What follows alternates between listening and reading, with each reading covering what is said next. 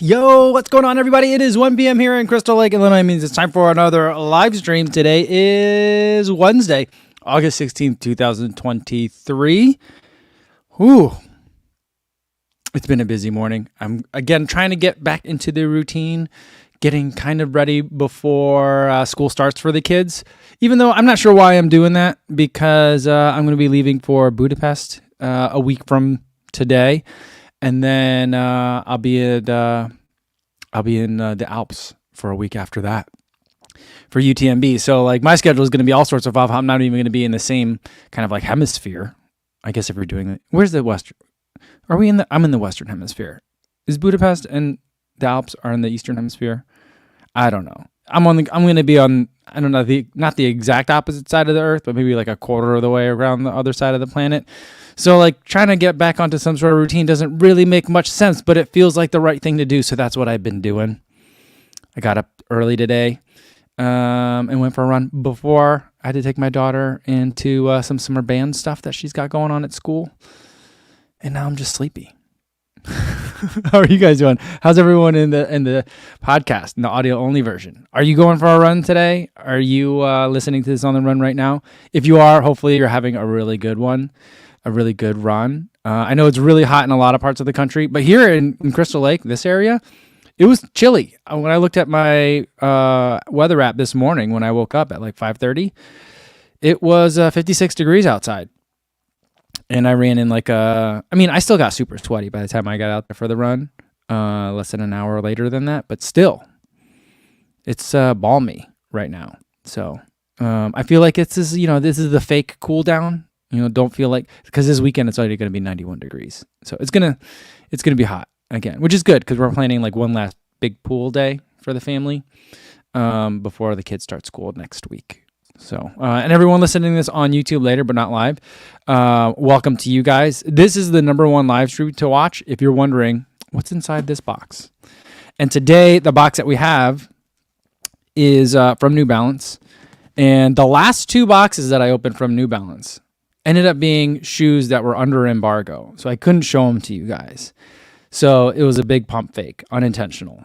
But this time, this is a New Balance box that I ordered myself. So I know what's in it, and I know that I can show it to you guys. So we'll get to that in a minute, though. Let's see let's check in on the weather nationwide.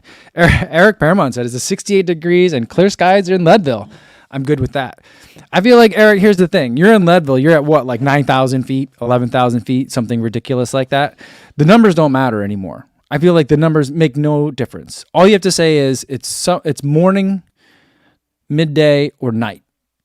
And I think that's as useful of a weather information. 68 degrees at 11,000 feet. I feel like most people really don't understand what that means, because I have a hard time understanding what it means. Andrew Scott says, it's a crisp 57 for this morning's run in Indianapolis. That sounds nice. And Sega Dreamcast says there's going to be 2 60-degree mornings ahead in the weekend in Baltimore. That's amazing. That is as good as it gets in August for that part of the country. I guess is at the mid-Atlantic. It's not Northeast, So, yeah. All right, Eric says it's 10,200 feet at Leadville, but he's acclimated and feeling good. Well, that's really good to hear. I'm excited for that. I'm excited to see how things go in Leadville this weekend. Yeah. What else we got? Alex Darmon said it was 102 today in Spokane, Washington. That's just ridiculous. Because I feel like that's a part of the country that like not everywhere has air conditioning. Am I right on that? I feel like that's what it is. All right. Just Jay says, Corbusier Run Club, any advice on how I can find out my half marathon pace when I've never run a race? Well, one way you could do it is a time trial. So you can try doing like a 5K time trial, get out to a track maybe and do 5,000 meters, or just do 5K on your watch, if you have a GPS watch or if you're going to bring your phone around, and see how fast you can run that 5K. That'll give you a really good sense of where you are. The other thing you could do is it depends, like if you have some workouts that you're doing, those workouts if there's paces associated with them, those should tie into some sort of kind of like conversion of, depending on the workout, of what your 5K time trial would be, or what your threshold, like a 1 hour race effort would be like. And that would give you some hints. But, it kind of like a backwards way to think of it is like, I don't know. It's a tough question if you've never run a race, but I'd say the best thing to do is, unless your half marathon is like this weekend, I would say this next session that you have, do a 5K time trial. That's probably the best way. All right. Let's see. Luis says it's 82 degrees and rising in Tijuana. Yo, what's going on? What's going on, Luis? That sounds balmy for Tijuana, right? All right. Azad Zakil says, do you expect to see some new world records broken at Budapest later? I don't know. I'm not sure if we'll, in the sprints, perhaps. I don't know as much about the sprints though, but I think that like that's an area where we might be able to see some, perhaps some in some of the distance races that I'm watching a little bit more closely. But I think a lot of that, it's difficult this year because of like last year was a weird year because there was a World Championships in Eugene, because it was supposed to be for the year before that technically. And then this year was supposed to be an off, everything's kind of shifted off because of like the COVID delays and stuff. So I think we're already starting to see a lot of athletes pulling out World Championships. I don't know about a lot, but it seems to be kind of dominating my feed on threads about athletes that are pulling out because they want to make sure that they are fully rested, or like all their like niggles and little injuries are fully recovered before they make the last Olympic push for next year. So the fact that there's like an Olympics looming over for next year kind of changes it a little bit. The other thing that I've been seeing already too is that athletes that are going to be competing at Worlds are already like advertising and promoting Diamond League races that they'll be doing after Worlds. And that makes sense. And I think some of those might be like world record attempts after Worlds, which is kind of a weird thing to think about. So like I don't maybe I'm wrong on that. Maybe I saw it wrong, but it seems like people are planning on running fast after Worlds. So I'm not really sure what's going to happen in Budapest. I'm excited to go. I've never seen a track meet in Europe before. Like I've seen them. I've watched Diamond League races, but I've never experienced a track meet in Europe before. So I'm really excited to see like the way that the Europeans are in the stands, how it is. Because I think it'll be fun. I think it'll be a lot of fun. So, all right. Eric says for his Leadville coming up, he says, I'm going to give a full report next Monday, assuming there is a Kofuzi live stream, no matter what happens. We will be here Monday and Tuesday next week. And then we're going to have like 8 days of break again, because I'll be in Budapest and then Chamonix. But yeah, I can't wait to hear about it, Eric. So I'm looking forward to it. All right. I think what I'd like to do is I want to get to the box because I've been so eager about this shoe. Box is from New Balance. Some of you guys have been trying to guess what it is, and you guys have been wrong so far. Although I have a funny story about the shoe that you've been guessing so far. But I think a lot of you that are not guessing probably just already know what it is. This is a shoe that I've been trying to get New Balance to send me for a long time. And I even complained here that I don't know why they sent it to everyone else, but they didn't send it to me. I followed up, and they were like, we thought we sent that to you like 2 months ago. And I was like, no, you didn't. Can you send me another one anyway? I'm really sorry if it got lost or, whatever happened. Please send me a second one, And they were like, sure. And then that's when the last time I did the pump fake on the unboxing happened. And then I followed up, and I was like, oh, thanks for sending that other embargo shoe, but no, this other one? And they were like, yeah, we sent it. Our records show that we sent you a second one. And I'm like, No, I'm really sorry, but never mind. I'll just buy it myself. I'm sorry to bother you twice about it. I just felt so bad. So here it is. It better be it. It is a New Balance shoe. But here it is. Finally here. New Balance Fuel Cell SC Trainer version 2. I'm super excited about it. You guys are probably like, yeah, we've seen that shoe already. Everyone's reviewed it already. I know, everyone's reviewed it, except me, because it has taken me this long to get a pair of shoes, and ultimately I just ended up having to buy it myself. But here it is. It still feels like a big shoe, but it's not quite as big as last year's shoe. It's under 40 millimeters this year, if I'm remembering this data correctly. They reconfigured the fuel cell foam in this so that it's supposed to have the same great feeling of the Super Crump Trainer version 1 without the quote-unquote rule-breaking stack height of version 1. So it's within World Athletics limits. So if you are trying to set a qualifying time for the Olympic standard in the marathon, you can now use this shoe. Everyone else, that rule didn't matter to us before anyway, and it still doesn't matter now. But, now we have more of a traditional upper instead of like the knit upper that we had last time. I really liked the knit upper of last time. So, I love super tall stack heights. I love knit uppers. On paper, this shoe seems to be moving in the wrong direction. But we'll see how it is. I'm excited to test it out. I'll initially try testing it out in the same way that I tested the first one, where I used it both for long, easy runs, but also picking up the pace a little bit, see if I could do maybe some workouts in it, because it does have a carbon fiber plate in that Energy Arc configuration here.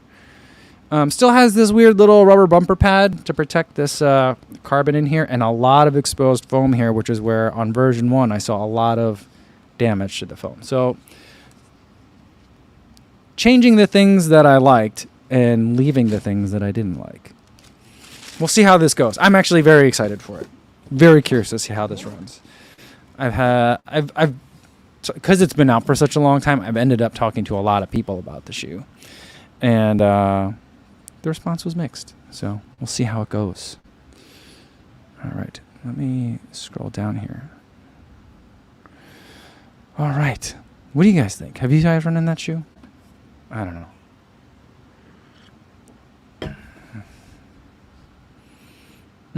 Alex Diarmond giving us an update from Spokane. Spokane? I think it's Spokane. Says he doesn't have AC, like I thought. I think in the Pacific Northwest, they just don't have AC in places. But he does have a window unit in the bedroom, so he could sleep. So that's good. That's good. All right. Wojciech Malkowicz said it was 60 degrees at 4 a.m. He did a 0.3 mile recovery run around Midway Airport. I'm going to need some more context for that run, Wojciech. Did you have a layover at Midway? Do they do overnight layovers at Midway? I don't know. Why were you doing a 0.3 mile recovery run on Midway? Or were you just walking around to catch a flight? I don't know. I need more information. All right. We're getting some international weather reports in here too. Jonas Persson says it's 15 degrees Celsius in Sweden. What is that? That is, I don't know. What's that? What is 15 degrees Celsius? Try to figure out what the conversion is. I don't know. Is that 57, 60 degrees, something like that? I don't know. All right. Okay. A whole bunch more chat just came in. I think something got caught up a little bit. Matt Chittum is here. He says, the Supercomp Trainer 2 seems like a more do-it-all shoe than the previous version. Sometimes trying to be all things isn't the best strategy. Yeah, that's kind of a little what I've heard from a lot of people too. Oh, look at this. You guys were, I was actually pretty close. Adam said 27 plus 32 equals 59. Okay, there we go. And Richie said it's 59 degrees. That was a good guess. All right. Azaz Akil says 15 Celsius is like 60-ish, I guess. Okay. All right. All right. Phil Wortman says, I'll be interested in your thoughts on the SC Trainer 2. I'm thinking of running my fall marathon in it. And last fall, the Endorphin Pro 1 just didn't give me the cushion that I needed over 26.2. Phil, have you thought about the Endorphin Pro 3? I agree with you. I don't think that the Endorphin Pro 1 had enough cushion for a marathon, 1 or 2. They were pretty much the same shoe. The Endorphin Pro 1, someone mentioned this the other day in a comment, maybe on a reel, that like the Endorphin Pro and Speed versions 1 and 2 had just lovely silhouettes. And I agree with that. Not that the 3s are bad. I also love the silhouette of the 3, but the 1 and 2 are also really, really good. But yeah, I felt like I raced the Endorphin Pro 2 in a half marathon. I thought that was perfect. The marathon, I just feel like it's not enough cushion. I think it's like, I think maybe I could run like 2 hours well in it, but I don't think I could run 3 hours well in it. I think I would just have a hard time towards the end. But yeah, I think we'll see. We'll see. The kind of general consensus seems to be it's a good general shoe now.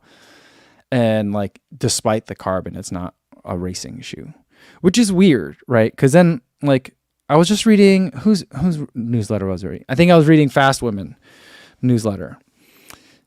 She interviewed Emily Sisson, and because I think it was her newsletter is sponsored by New Balance, or at least that issue was. So she interviewed Emily Sisson, and they were talking about how she likes racing in the Pacer, which I thought was weird because like I have the Pacer. It's off camera, but it's on the top shelf. I've run in it. It feels like you're running like on a bare carbon fiber plate with some rubber on the bottom. There's no cushion in it at all. And I can't imagine running. I have a hard time imagining even running like a 10K in that shoe, maybe a 5K on the roads. But my also understanding is that like Emily Sisson has a modified Pacer, something that's like more like the Pacer, but has more stack height than as like kind of similar to the SC Elite. Elite. So in between the Elite and the Pacer. But they were just talking about it like it was a Pacer. So I was really confused by that one. Maybe that's because I have incorrect information that they didn't address. I don't know. They didn't need to address something that I might be misconceiving. But I was confused by that. But like the weird thing from New Balance is that you got the Pacer, the SC Elite, and then the SC Trainer. I feel like there needs to be like a more something aggressive, more aggressive than the SC Elite. Maybe an SC Pro. Kind of how like Endorphin has the Endorphin Pro and then the Elite. I think the New Balance needs the SC Elite and an S Super Comp Pro. Just something that's a little bit more aggressive. Basically, give me what Emily Sisson has. That's what I would like that, please. I would like to at least look at it. I probably still couldn't run a marathon in it because I'm not like Emily Sisson. But yeah, that's why I think it's like odd that like the direction that they took the SC Trainer is like daily.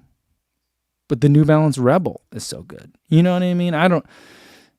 So I'm a little bit like the SC Trainer. I understand, I think what they're trying to do with it, but the execution always comes out. I'm like, that was a choice, I guess. I don't know. I'm going to try and keep my mind open about it as much as I can.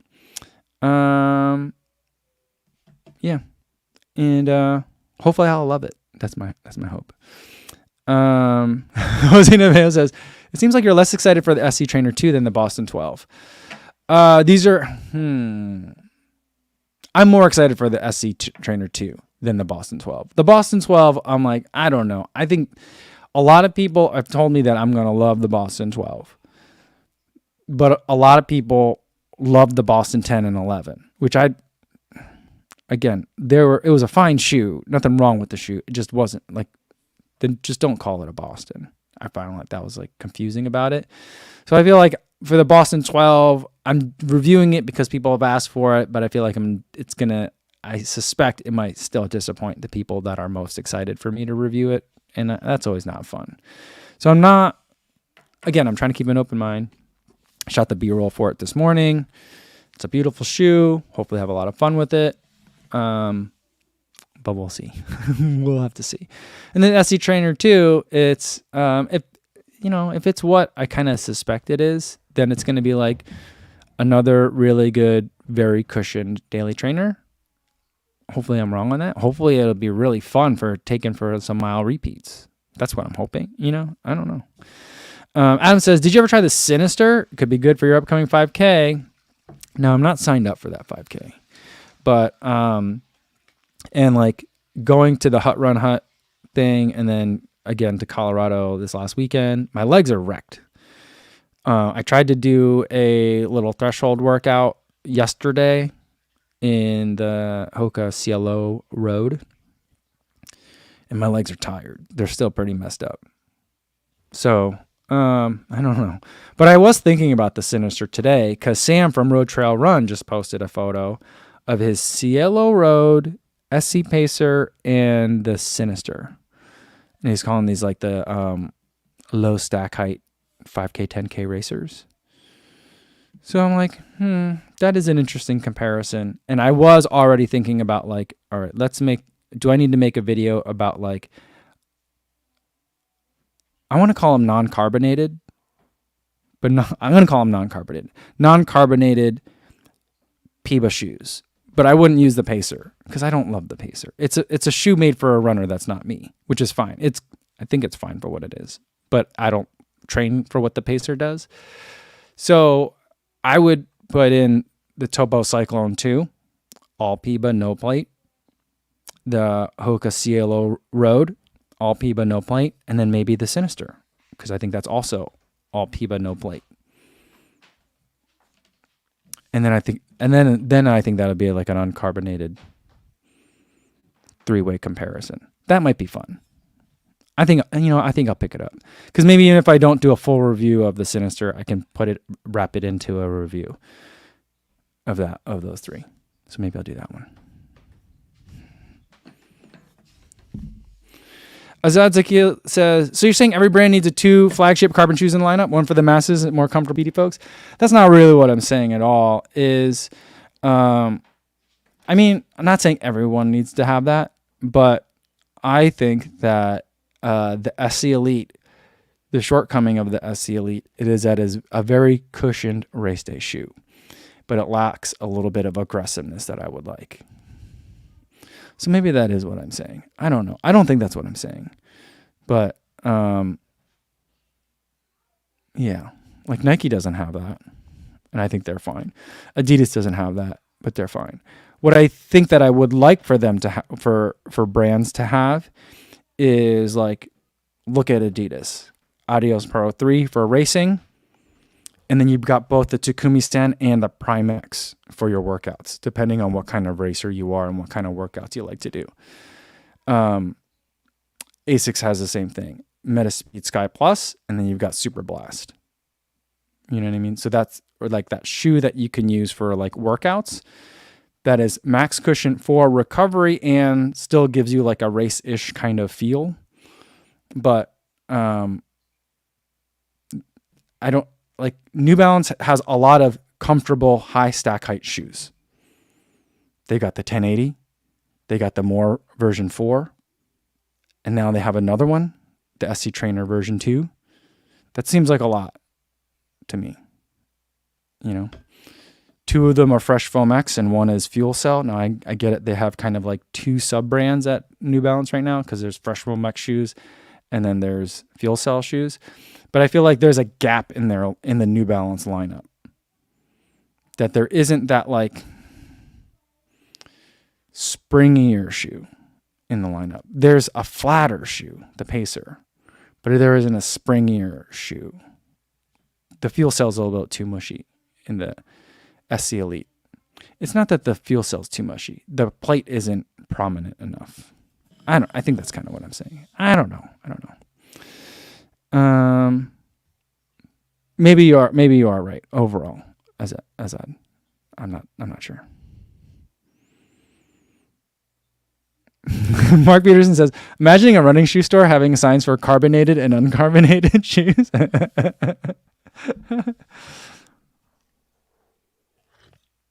And it says carbon free, carbon neutral shoes, maybe. That would be very misleading.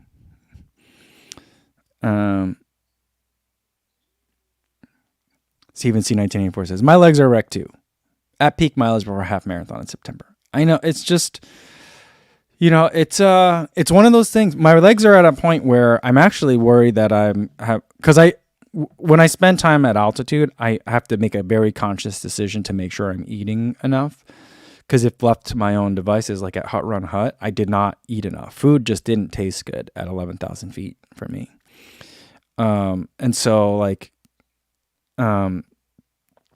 part of it is I think my legs are very tired. I also did the Manitou incline on Friday. And so but it just there's a lethargy a little bit. And I'm worried that something is wrong, So I'm oh, do I need to get my blood work? Do I need an inside tracker? I'm thinking about doing an inside tracker because I'm why am I so tired? But I'm I think I'm tired because my legs are wrecked. I've done 2 major things in a 3-week time span, Calvin says, Adidas has their racing lineup down so well, but no recovery shoe. I agree with you on that one. It's not the Ultra Boost. The Ultra Boost is not it. The Adistar is not it. Even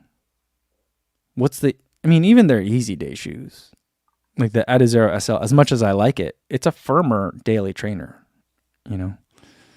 So I would love it if they just should I just run in the old Ultra Boost? They still make new ones for casual wear. Should I just run in those like the Ultra Boost 1.0s? Because I feel like those were comfy. They're still $180, and I'm not sure I want it for $180, but I don't know. Joe Carter says, do you feel like you're fighting the evolution of the Boston? The traditional Bostons were lacking in stack, don't you think? The traditional Bostons were a little bit low on stack height. And even at peak Boston 9, the first year that they officially had Light Strike in it, they did an inline change at Boston 8, half of the year in. Then they switched to Boston 8 with Light Strike. But the first full year, Boston 9 with Light Strike and Boost, I still like to use that shoe as a workout shoe. But a lot of people were running it with it on daily running. And I felt like I could kind of do it too, but it felt a little bit low stack height for daily running for me. Even back then. That would have been 3 years ago. So, I don't think that I'm fighting the evolution of the Boston. I'm fighting the way that Adidas is evolving the Boston. I don't like the direction it's gone. Or maybe I just really don't understand it. But I feel like there are shoes that are out Bostoning the Boston, like the DV8 Nitro 2. I feel like that if Adidas made the Puma DV8 Nitro 2, the DV8 Nitro 2 may be my shoe of the year. If the Boston 12 were the DV8 Nitro 2, then it would probably, I don't know, it might be the shoe of the year. That might push it over. Just because it'd be so exciting that franchise came back. I don't know. It's a really good shoe. That shoe's a really good shoe. And it reminds me a lot of the Boston. You can run in it every day, but you could also do mile repeats in it. And you could, for a lot of people, it'd be a great Boston Marathon race shoe. So that's why I feel like there is a room for the spirit of the Boston, but the Boston isn't it from Adidas. That's kind of where I always get so kind of riled up about that shoe.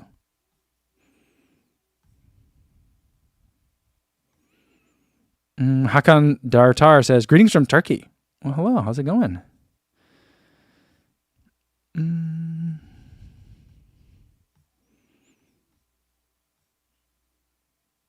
Andrew Scott says, I should just go see my doctor instead. It's more personalized and likely covered by insurance.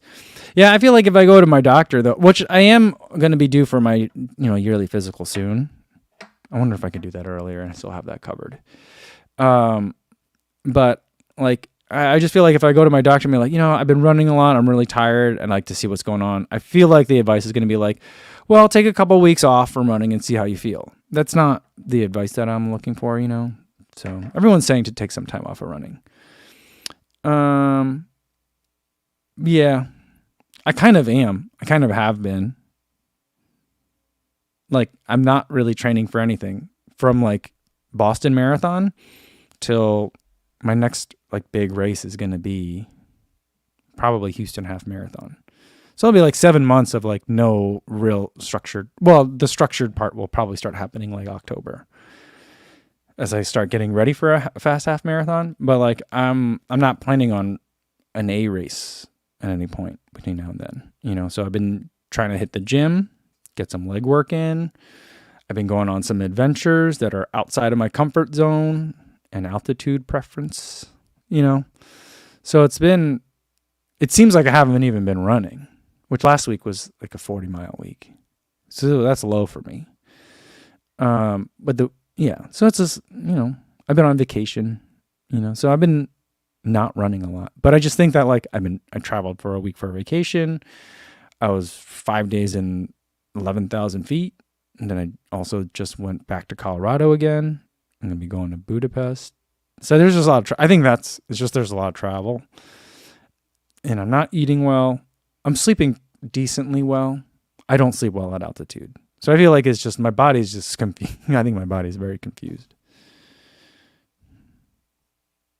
Dan Finn says, hey, Cozy, Chicago this year, my first marathon ever at 45. Looking forward to meeting you. Where will you post the shakeout info? It'll be on YouTube, both as a community post. I'll probably make a video about it once I have finalized details. And it'll be on the Strava Run Club group. Kofuzi Run Club is a group on Strava. I would look for that. That's usually like the primary place that I post like links for like the RSVPs and stuff. So that'll be the primary place. It'll also be on Instagram and on Threads. So that's all those places. Jose Navarre says I should try the Ultra Boost Light. I don't know. It looks a lot just like a regular Ultra Boost to me. Too much foam in the heel and not enough in the forefoot. And then a bunch of plastic that they call LEP. I'm not a huge fan of all that stuff. You know, so like, I know it works for some people, but I've not been happy with the Ultra Boost for several years. So, Sleeve Singer says, you've been doing a lot of traveling and you even sound nasally like a cold a few days ago. Give yourself a break. You're a busy man. Yeah, I'm trying to be kind to myself. You know, I'm getting, you know, it's just like a lot and there's going to be a lot more. So I'm like, all right, I got to get myself right. So like, even today, I was like, am I being lazy or am I being smart by sleeping in a little, like a half hour longer than I planned, you know? I ultimately decided that it was smart, you know, so, yeah.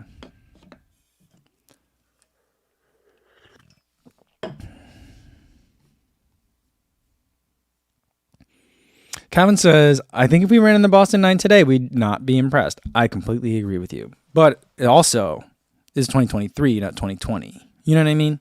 So I feel like it's the same thing. Like the paradigmatic example of that is the Hoka Clifton 1. So the Clifton 1, people raved about. And then the Clifton went through some growing pains the following like half decade. To the point where everyone's like, yeah, this Clifton's good, but it's no Clifton 1. And people kept saying it until eventually Clifton was like, here you go. We remade it. We took the exact same plans, exact same specs, exact same manufacturer, and just made it again. And you know what people said when they got it? This isn't the same. This is not as good as the Clifton 1 I remember. And so that's where I started the phrase, nostalgia is the softest midsole. Because one, it's like it's your good memories of it. But two, time moves fast. Technology moves quickly. And so I feel like the time between I think the Clifton 1 re-release came between the 4 and the 5, but I don't think that there was a Clifton every year. So it was probably about 5 years in between that. And in between that, a lot had changed in compression molded EVA technology, even in that dead foam, as people call it, like it's dead technology. So I think that, yes, if we ran the Boston 9 today, we'd be unimpressed. But I feel like that's kind of exactly what's happened with, say, the Kinvara and the Brooks Ghost. The people that loved it exactly the way it is would be happy, and everyone else would be like, how come this hasn't improved over the last half decade? That's where I think kind of where we're at, you know.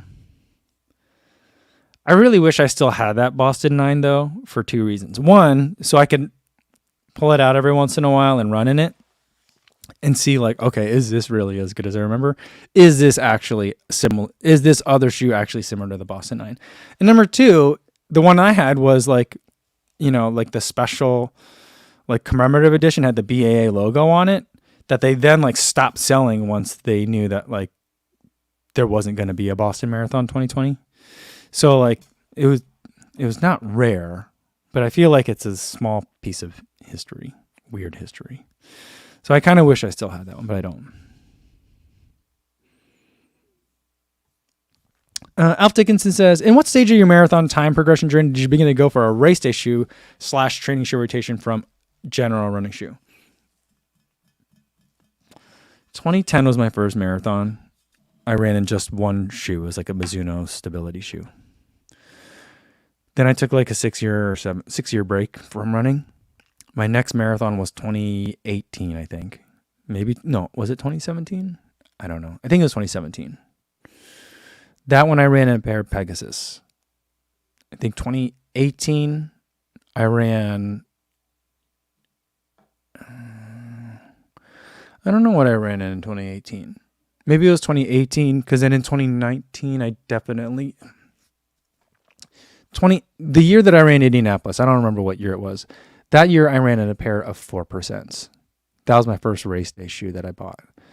And then the 2019 Chicago Marathon, I ran in the next percent. So like 2018, I ran Indy. We were shooting, I think that Chicago, I'd run Chicago a little bit earlier. I think I ran that Chicago. I think I ran in 4% Flyknits for that one, I think, 2018. So for 2018, I think that was at 317 or something like that. I'm not saying that like that's what you got to run to be able to buy a race day shoe. Because then when we ran Indy, I ran Indy in race day shoes, and me and my running buddy were targeting at 330. And that seems like a really great place also to be able to use a race day shoe and have a race day shoe versus a regular daily training shoe. But ultimately, it's like, it's your money and your feet. If you feel like you're ready for it, go for it. Try it out. You might not like it. Some people are not super enthusiastic about carbon plated shoes. But some people absolutely love them, even though they might not be running 317s or 330s. You know, they might be running 4-hour marathons, 5-hour marathons. They still might like having the different shoes. So it's preference. All right. Lehetimo says, any recommendations apart from Propel version 4 with the same price range? Adizero SL. It's ridiculously cheap on sale. I don't know why. People keep messaging me about how cheap they're getting it for. People are getting it for like $50 sometimes. I don't know where they're getting it from $50. It seems super sketchy to me, but that's what they're telling me. So, yeah.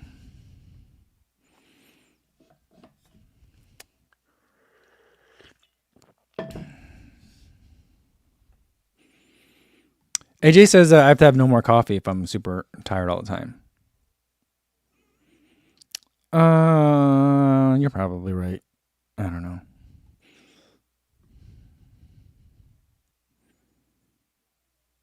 know. Kenneth F says, do you think a Puma Deviate Nitro 2 in an ugly color for $112 is worth it? I've seen there's now 2 colors that are discounted. I don't know if there still is. Things change quickly, you know. The blue one I think is gross. It's like blue and yellow with some white on there. It looks gross. For $112, yeah, I'd buy it. Still. There's another one, I forget which other color it was, that was not as gross. You know.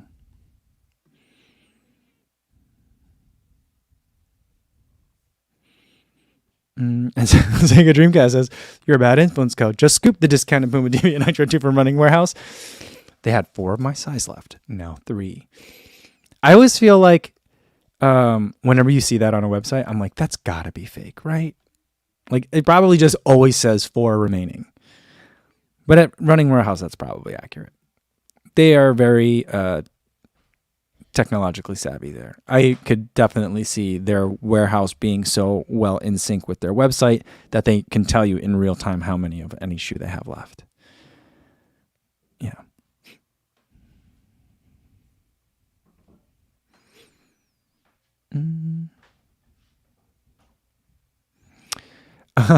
Rambling Runner says that's a great line. The Clifton one. It reminds me of Ginger Run and the Kinvara run. The Kinvara has a very special place in a lot of runners' hearts. I didn't run it until number 9, and then I only ran in like 9 and then 11, and then I was like, I'm good. But like Ginger Run, is it Ginger Runner who loves it? I don't remember. Does he love the Kinvara? I know he was one of the big, like, it's no Clifton 1 people. But I also know that, like, Thomas loves the old Kinvaras. We've talked about it before. But yeah.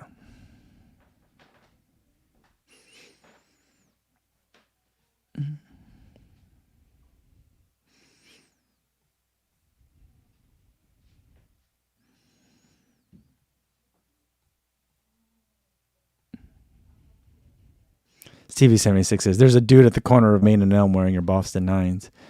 I hope not. I really hope that, like, I always hoped when I used to donate all my, like, completed shoes to charity, I would always hope that they would end up on, like, a high school kid's feet, you know? Like that, like, someone's mom figured out that, like, the Salvation Army on Clybourne and Fullerton always had really good running shoes in size 9. Like, I really hope that someone figured that out. But then again, I also think that realistically, the way they do it is the stuff that's for sale inside the store isn't always only stuff that came from that store. They might redistribute product depending on where people need it, you know? I'm not sure exactly how the Salvation Army works, but yeah. Daniel Burton says, how long will you be in Budapest? What events are you covering? I'm leaving Wednesday. I leave Wednesday, and then I travel. I think it's an 8-hour flight, but it's going to take me 16 hours to do it because I'm going that way, or I'm going east, you know, so I lose a lot of time. So I think I'll be covering the events on Thursday, Friday, and then Saturday and Sunday are the women's and then men's marathons. So that's what I'm there to I'm mainly there to cover the marathon. And then I will have credentials like last time where I won't be able to go into like the mix zone or anywhere that athletes can go. They don't let me go to those places. But I will be able to walk around and roam around the stadium. So I should be able to get some fun shots. I was talking with ASICS about it, and I was like, I really want to see the 100. And they're like, I don't think you're going to be there for the 100. And I was like, oh, okay. That's all right. Because last year I was there for the 100, and that was really, really cool. I was there for the 100, the 4x4. Saw Allison Felix's, what I thought was Allison Felix's last race, and then she ran another race like 2 weeks later. But yeah, the main thing that I'm there for is to cover the marathon. Now, someone told me that there's a mass participation event there too, that there might be a 10K. I haven't followed up on that because like last year in Eugene, there was a 5K that went off at the same, like almost the same time as the men's marathon. So I don't know if I'm running a 10K while I'm out there.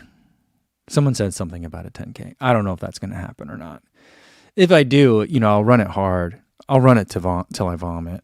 Yeah, you know, like the normal stuff or dry heave. But it's not, I mean, I don't think that'll, you know, I've been telling you guys I'd like to run a sub 40 10K. I don't think that's going to be the day. But it'll be fun.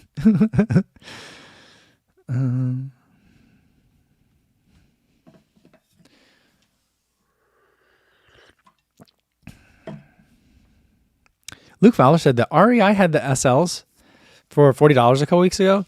Now there is here's the thing where you gotta be careful, Luke. And I'm sure you're just saying SL as a shorthand, but there is the SL20. I think they still call them the SL20. And then there's the Adizero SL.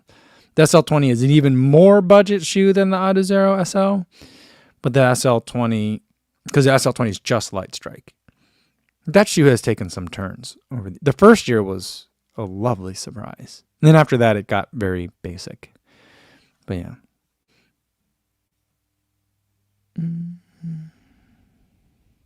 Matt wants to know if I've tried the Evo Ride Speed. It's super cheap right now. Same midsole as the Noosa Tri 15. Is it the same? I thought that the Evo Ride Speed was kind of like a Hyperion Max. It was like the Evo Ride, but with an extra tall stack. I didn't think it was the same. I didn't pay much attention to it, and I didn't run in it. But no, I haven't tried it. Over there on my there's a little spot over there where I keep all the shoes that I haven't opened up yet. The 2 New Balance shoes that are under embargo are over there. Another brand's shoe that's under embargo is over there, and then there's three ASICS shoes: Evo Ride, Noosa Tri 14, and then an extra pair of Nimbus 25s. I got to figure out what to do with those. I think I'm just gonna give them to my nephew, because I'm not gonna review those shoes. I don't know.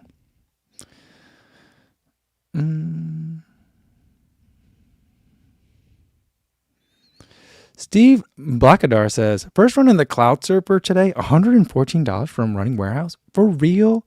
$114. That's an amazing price. That's really good.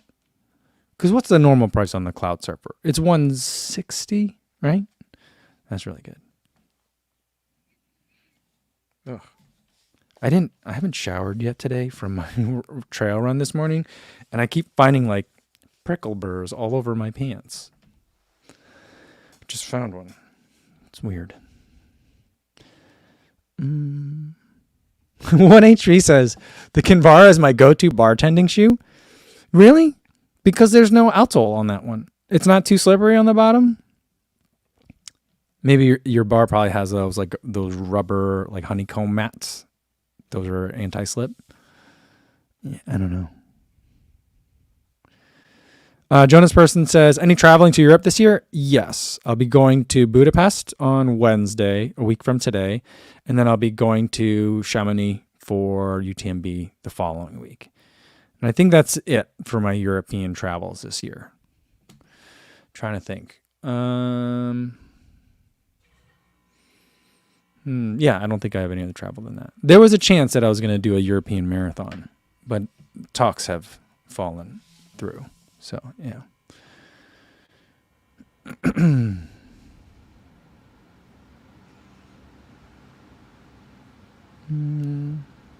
Raisin says, Kapuzi, you trying to enter Tokyo again? I applied and now I'm just hoping. Going to be my first big event-style marathon if I get in, second official. Definitely hoping to get redemption on the first. I don't currently have any plans to do Tokyo. One, because it's such a hard race to get into. It would feel to me, if ASICS wanted me to go, I'd be happy to go back to Japan. But I don't it wouldn't make sense because I'm I would go to watch and cheer other people on, and kind of capture the excitement of the week. But I also just feel like it's such a hard race to get into. I feel like I'm taking up too many resources if I go again. Because I wouldn't go on the lottery and stuff like that either. So I'm not currently planning on it. I'm think around that time, I think that I might be, I don't know if I'll run it. Maybe I'll do, there's a charity half for the LA marathon. I'd like to get back to LA again. There's also the Pasadena half, or the Rose Bowl. It was Rose Bowl half. I've been kind of thinking about that. ASICS has been trying to get me to go out to California for that for the past couple of years. And if that one weren't hilly, I would consider that one for my fast half marathon. But I think I'm going to do Houston instead. So maybe I'll go watch Houston or run Houston and then hang out for the Rose Bowl half marathon. I don't know. We'll see. That's kind of loosely my thoughts.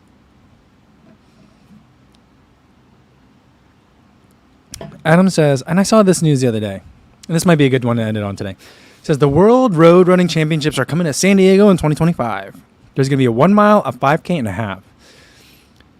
I saw the announcement for that, San Diego, or I think it was World Athletics, and announced it with San Diego in the background. I was like, oh, that's cool.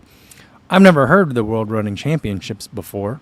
I don't know if this is a normal thing that they do, but I like the idea. But I'm nowhere in the promo for the event or the announcement did it list what the events were.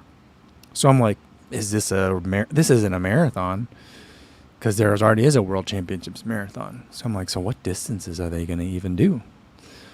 But 1 mile, 5K and a half, that sounds pretty awesome. Should we plan a trip to San Diego? You know, the other thing that I thought about is, remember, for a long time I would joke that there was like a non-elite training camp.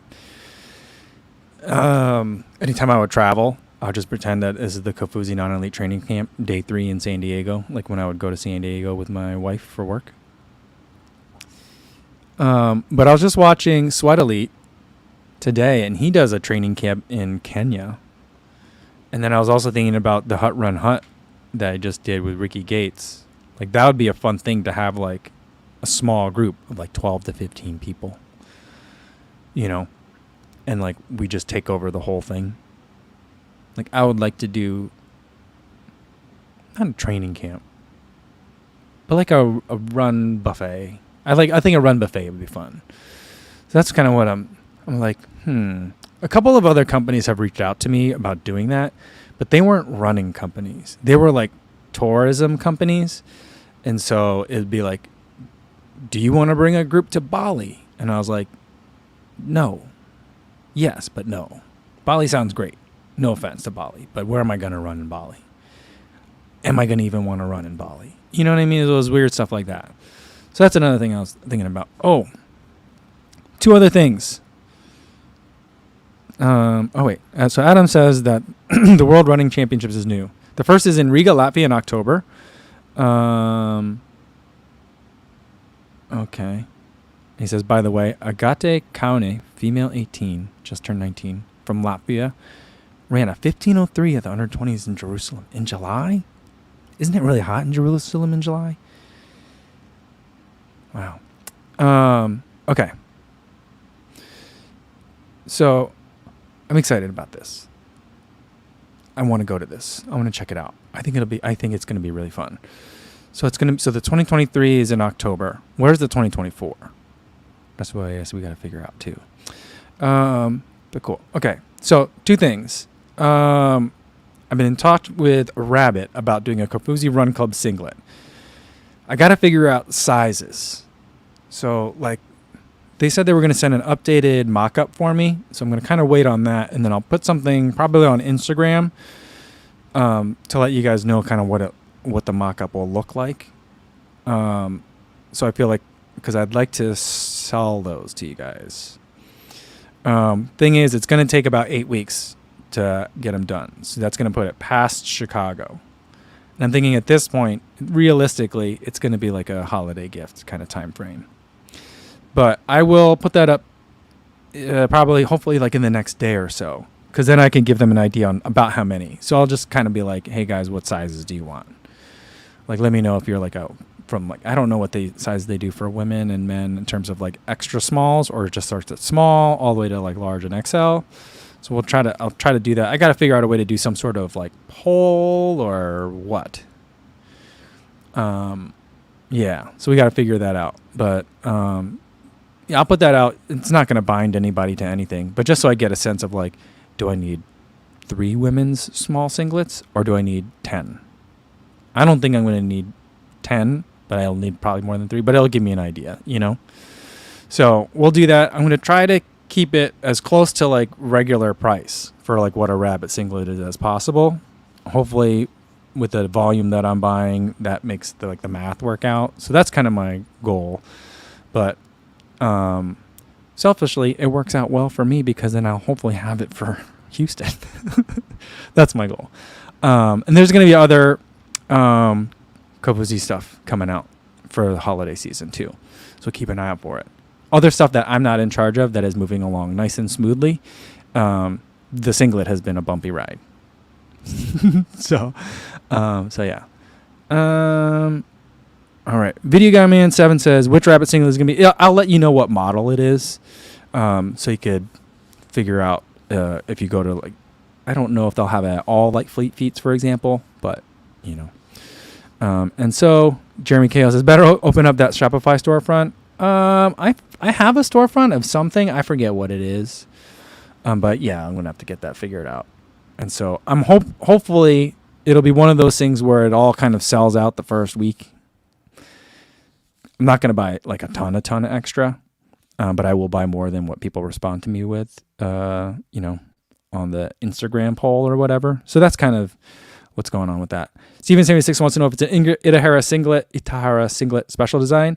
Well, yes, because it's the Kofuzi Run Club logo. It'll be a rabbit on one side and then the Kofuzi Run Club logo, like a chest-sized emblem on the other side. So it won't be like the big one that Greg made me, because I don't know if they could do that for a rabbit, but it'll be like a badge on the other side. So that's what it's gonna look like. So that's what it is. The other thing is that I want to leave you guys with today is tomorrow. Kenneth F says, I don't do Instagram, but I want a men's large. Okay. Yeah, you guys can let me know kind of here too. But the other thing is tomorrow we're going to have a guest because it's Thursday. Tomorrow's guest is going to be Alex Hermanson. Herm Runs. I don't know if you guys follow him on Instagram, but he kind of just started popping up on my feed, and I love everything he's doing. I met him in Boston. I didn't realize that I met him in Boston, but then I met him again in Baltimore, and he showed me the selfie we took together. And so it's been fun to kind of like see how he's been progressing, because I was like, oh, why does this guy look? That's probably why when I saw his reels, I was like, this guy looks so familiar. But the content's really great. I've been loving it. I don't know why it's not exploding. He's growing, but he's not exploding. I thought it'd be like boom, instant huge success, but it's been growing well, and we'll have him on the live stream tomorrow so we can chat about his running in the East Coast. That's where he's based out of. So that's going to be it. So that's all for today. I'll see you guys again tomorrow. I'm working on the Thundercross review. Hopefully that'll be done by tomorrow. Maybe it will be. Maybe it won't. I'll try my best. But either way, I'll see you at 1 p.m. though, Central Time. Same time as today. Right back here on the Kofuzi Run Club channel. In the meantime, be safe out there, everybody. Thanks.